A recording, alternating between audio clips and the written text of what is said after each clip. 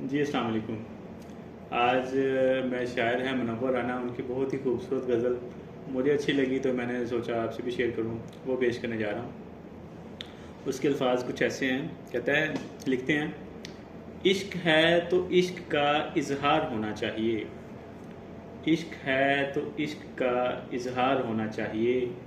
आपको चेहरे से भी बीमार होना चाहिए। आप दरिया हैं तो इस वक्त हम खतरे में हैं।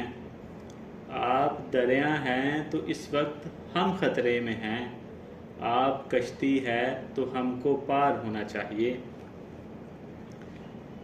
कहते हैं, ऐरे गैरे लोग भी पढ़ने लगे हैं इन दिनों। ऐरे गैरे लोग भी पढ़ने लगे हैं इन दिनों। आपको औरत नहीं अखबार होना चाहिए।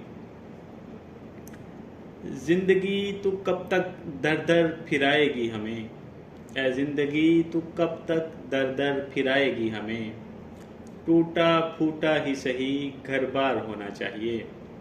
आखिरी शेर है तो जो तलब है, लिखते हैं, अपनी यादों से कहो एक दिन की रुखसत दे मुझे।